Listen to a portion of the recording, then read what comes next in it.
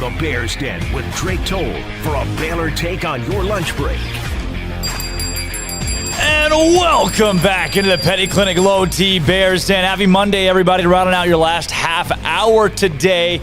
Look, I've said it. If I've said it once, I've said it a million times. We are a tennis show. We here at Uptempo started as a Baylor sports program, and we have somehow morphed into the second premier college tennis show right behind the Great Shot Pod. And speaking of, the host of the Great Shot Pod now joins us in Alex Gruskin. Alex, the last time we saw you, the Baylor Bears had not lost a national championship, so this feels just a little bit weird, but here we are. If you want to throw the blame on me, and first of all, always a pleasure to be joining you. Thank you for having me. But you could argue the Bears are 0-1 since I've appeared on this show. So I appreciate the invite back. I wasn't sure if I was going to get it, but look, college tennis is contagious. I know after a year and a half of a pandemic, that's not the best word to use, but it really is. And despite the loss, I thought the Baylor Bears comported themselves so well. There's a lot to celebrate this season if you're a Bear fan. Yeah, Alex, definitely we talked to our producers and the owners, and it was split. It was half and half between whether or not you could come back. And here you are. I guess I won the battle, thankfully, on this one. And I'll tell you what, watching Baylor play in the national championship on Saturday at what felt, I'm sure it was like midnight local time. I mean, it just seemed like that Texas Pepperdine match dragged on. But the crowd, the atmosphere, take us through, for those that couldn't be there, what the entire match in itself was like. It was special. It embodied everything that college tennis is supposed to be about. And for those of you who have never attended a college tennis match, what makes it so different than your normal tennis affairs, it's not stuffy. You have people over the bleachers and slamming their hands and getting as loud as they possibly can. I think, I'm never going to misspell Baylor. I was probably never going to misspell it anyways, but the amount of Baylor or the amount of go Bears, just on and on and on. And look, I think the place to start is it was an away match for the Baylor Bears, and that was something I did not do a good enough job of anticipating. Should have prepared all of you for that fact. I think there were 500, maybe more, from this Gainesville crowd who made the drive over. And ultimately, with the margins being as thin as they were between these teams, that to me was the biggest difference. The energy, the atmosphere in the building. It was such a partisan crowd towards Florida, and I will love this Baylor Bears team. They were one of my fondest teams to cover in my time covering this sport. But ultimately, you talk about that atmosphere. That was the difference. It wasn't anything on the court. It was the fact that Florida had that crowd in the background, it felt like, to propel them over the finish line. And before Baylor fans get angry, let's be clear, Baylor got to host one of these NCAA championships back in, I believe, 2015 was back when the event was there. I'm sure it will come back to Waco sometime as well. But you want to know the biggest difference? It's absolutely what you start with right there, that energy level just through the roof here. Even as we got towards midnight, 12:30, it was special. I tell you, 2025, the Herd Tennis Center is going to host again, and I'm sure the crowd will be raucous. Then it's like you said, you and I say Baylor. It's more of a Baylor, and then just the Bears chant just comes, and that's the best. Those guys all went to a softball game. I don't know how they got them there, but the entire tennis team about 3 weeks ago showed up at a softball game, and just at random in the third inning, Baylor, and the whole place just unloads. The energy of this team is immaculate, to say the least. Ryan Dickey, Ryan Dickerson, who we affectionately referred to on our show as that name. I asked him, what's your diet this week? What's the green tea to just life ratio? How many times are you peeing because of all the fluids you've had to keep to have your voice going? And he's like, Alex, it's a 12 bottle of water day for me each and every day. And yeah, seriously, it's funny. I think the reason they don't get that Baylor pronunciation right is because you got double the Fronsons, the Sotos, the Laws of the world. But, again, Baylor. You could hear it echoing through the crowd. And I have to give credit to the Waco faithful. They traveled. There were certainly some Bears in the crowd. And, again, I have to give credit to this Baylor team for them to come out and punch Florida in the face like they did in doubles. That was so impressive. But again, it was the energy level of that Florida crowd, I thought, that ultimately helped propel the Gators to the championship. I'm not even allowed to say the F word, not the four-letter F word, but the state I'm in right now, or is that banned? I know I follow the tweets. I'm a fan, Drake, as you know. I know you almost got into a little road rage incident with a Florida license plate earlier this week.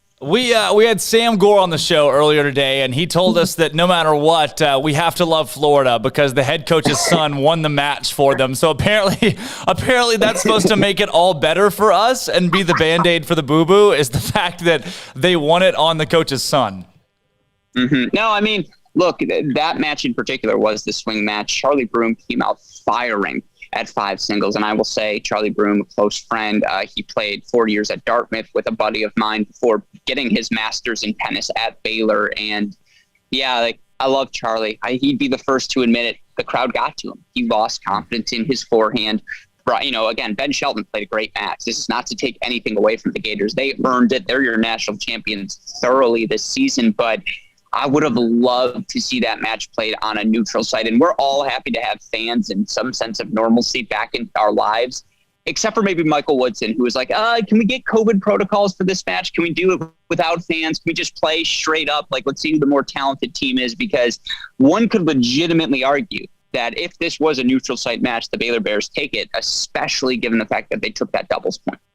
Alex, that's really Not where to make excuses. Right, of course. I mean, but it was, like you said, Baylor punched Florida in the mouth. I mean, the doubles point itself was crucial for Baylor because of how good Florida's singles players are. But not only that, I mean, you look at the doubles point, Baylor's got the momentum, the crowd. You could see, Florida's on their heels. They seem stunned across a TV set. And then you go into singles, and pretty early on through a couple of those games in singles, and it's like, okay, I mean, Baylor's still rolling a bit, aside from Adrian Boitan, who at first you're like, oh, well, shoot, that's going to be a quick one. And then next thing you know, it was his court that was the difference in that everybody else starts really hot. Adrian starts slow. You get into it now. Adrian's the only one late that was really closing things out. But Baylor to start was unbelievably good.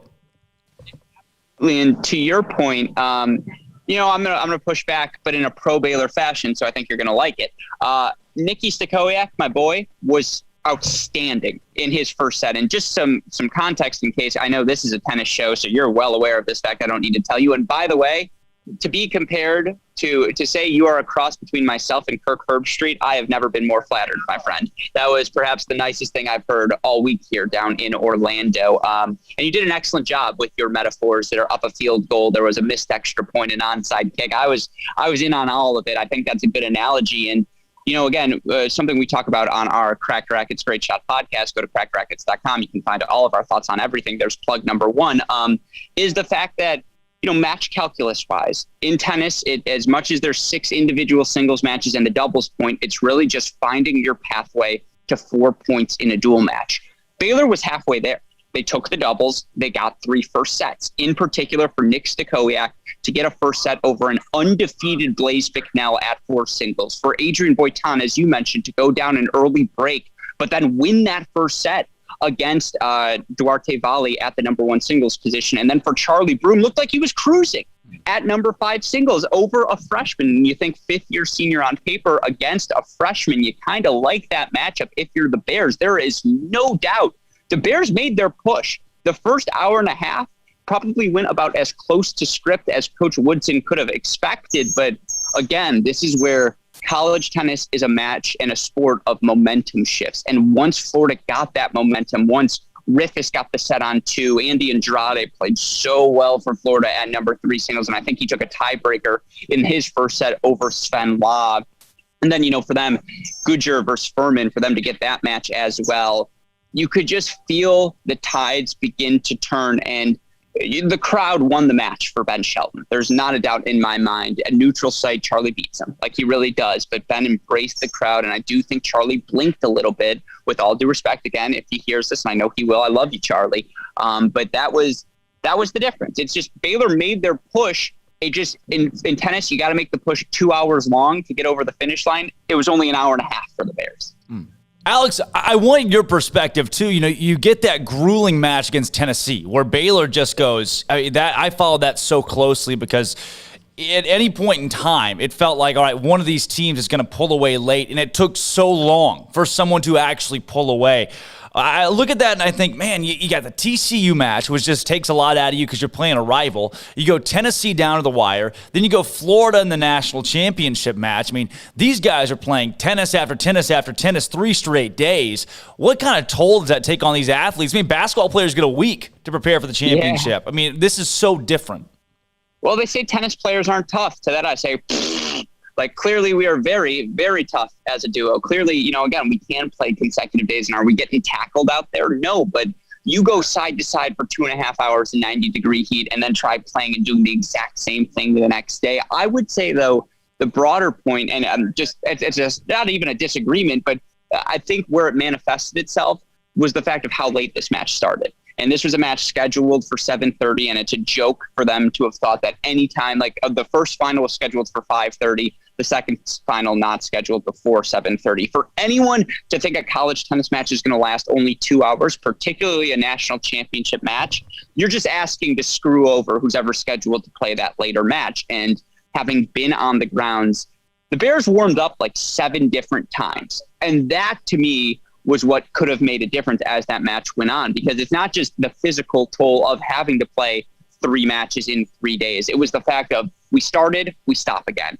We're going to go get a snack. Now we're going to go back on court. Oh, it's snack time number 2. Normally I would be a fan of that, but now I realize I have to go play a tennis match. And it's just, the rhythms for all of these Baylor Bears were thrown off, where on the flip side, this was Florida's 3rd consecutive night match, and maybe even 4th night match of the event down here in Orlando. I think they were the night session each and every week. And again, I'm not making excuses. Baylor didn't lose the match. Florida won it. But it's the little things, especially with the margins as thin as they are, that make the difference. And to your point, you're absolutely right. To have to warm up and then re-warm up over and over and over again, that certainly manifested itself once the clock hit 11:30 midnight and the Gators made their push.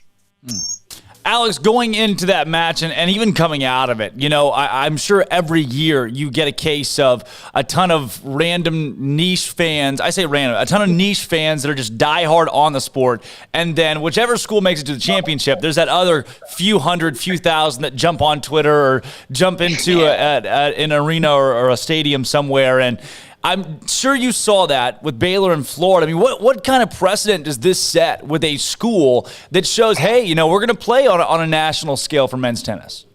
It was everything. It was absolutely everything. And I mean, down to yourself, Drake. I know you've mentioned it and you say it jokingly, but sincerely, you guys are a tennis show now.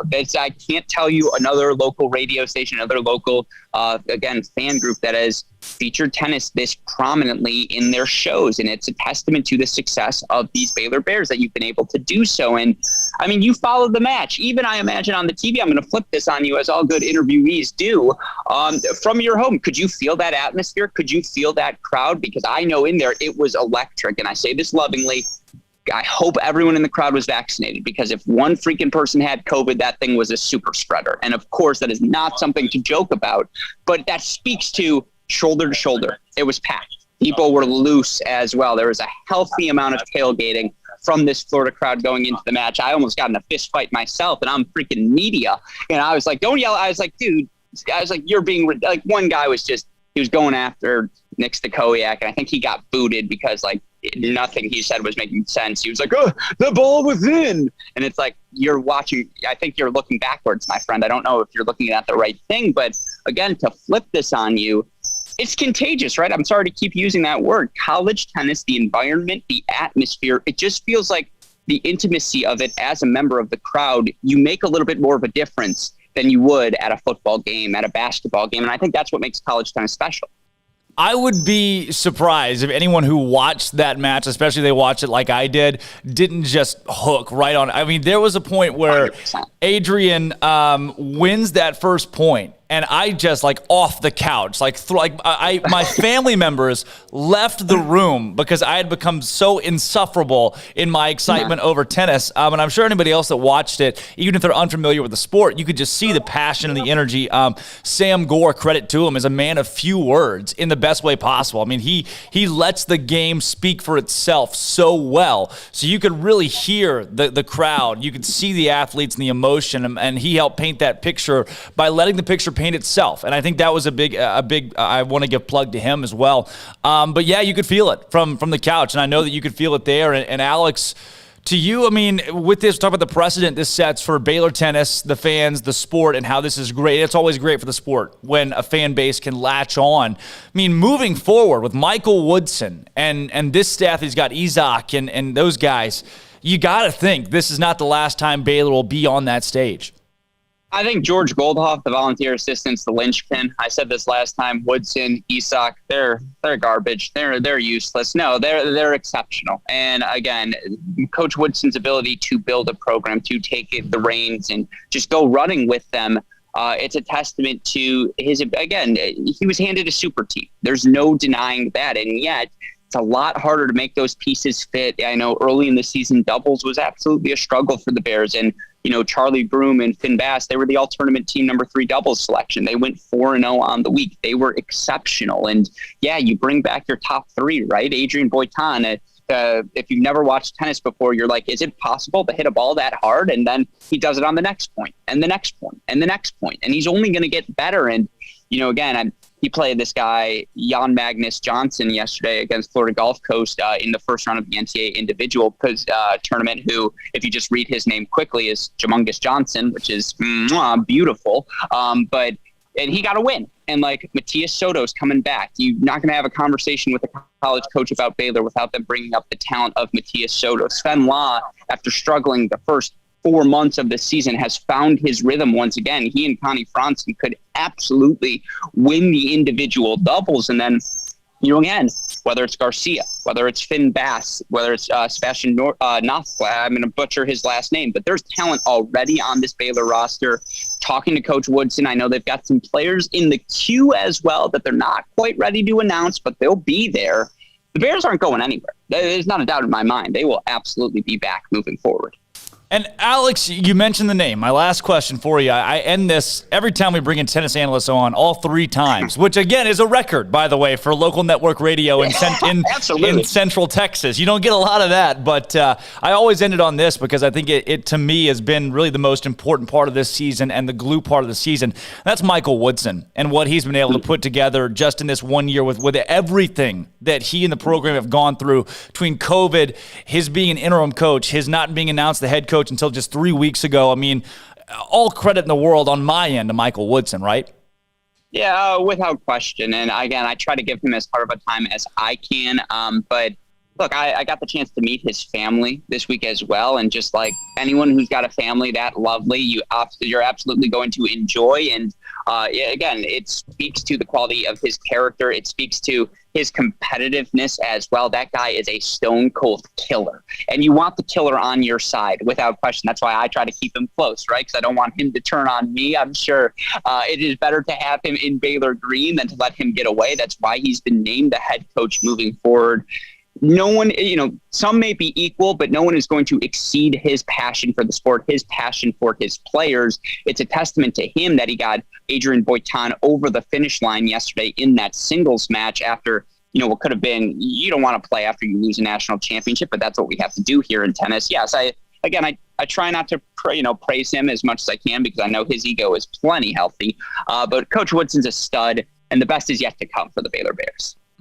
I love it. I mean, Coach Michael Woodson is stoic. I think it's a perfect word. It's just that he's got that.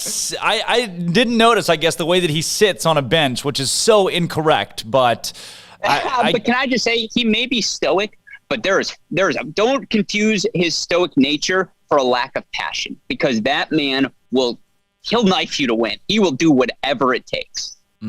Well, he, like you said, he's the one you want on your sidelines. He's the coach that if you're against him, you have so much respect for him, but you hate playing against him. And if you're on his sideline, 100%. You're probably feeling good. Michael Woodson's, I love that he's a Bear. Alex, our Bear Games question of the day today is centered around tennis again. They're inspiring us in every way now here on Uptempo. And today's is to celebrate Baylor men's tennis. We're letting all the callers and guests take them out to a restaurant and treat them to dinner. Where are you treating these Baylor Bears? Anywhere in the country, any restaurant out there?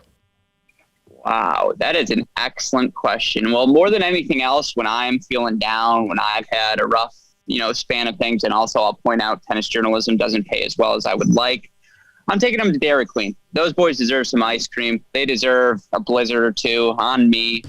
You're not going to be angry after you eat a blizzard, right? Like, hook me up with a cookie dough and cookie dough anything, and I'm going to be happy moving forward. And sincerely, ice cream is the food of celebration, and they really should celebrate this match. Now, again, it's Texas, so that's probably not going to fly, right? You got to probably shoot the animal that you're about to eat if you're a Baylor Bear. That's just how it works in that state. But no, they've earned the right to celebrate. They've earned the right to kick back and relax. And again, it was a fantastic season. I got to give you credit. I know I'm sure you get it praised on you all the time, but to highlight men's tennis, women's tennis, to highlight the sport in general, it means the world to us covering it, because it doesn't get the platform I think it deserved. And you are one of some who are offering that platform. And you mentioned it 3 times in a week. Are you kidding me? So sincerely grateful for you. If you want a blizzard, my friend, it's on me as well. Just make sure it's a small.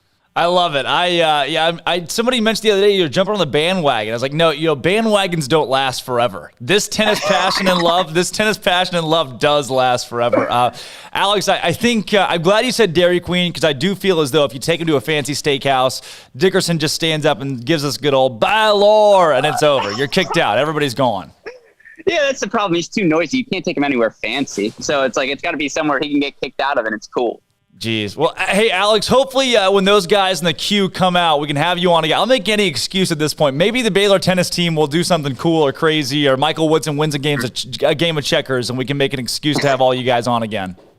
It would be my pleasure. Again, thank you for all of your coverage. Sincerely, your tweet updates. There were times when I couldn't see what was happening because I had to hop on a press conference, and I was like, oh, okay, here's what I missed. And I love the analogies. I love your enthusiasm. It's everything college tennis is about. So anytime you call, I'll be here, my friend. I love it. Always a pleasure. Thanks again, Alex. Yep, take care. Again, Alex Gruskin, the Great Shot Pod. I'm a tennis guy now. I'm a tennis fan through and through, not a bandwagon. I'm here to stay. I'm not leaving. I'm not flipping leaving. Armstrong's excited. Armstrong's giving me a big old fist pump. Armstrong's a big tennis guy now. I will believe it when I see it. Really? I've been to a few. You're here to say. I've been to a few tennis matches. As long as Michael Woodson's the Baylor men's tennis coach, I am a Baylor men's tennis fan. All right. Andrew is too. Everybody's jumping on the bandwagon today. Celebrity birthdays.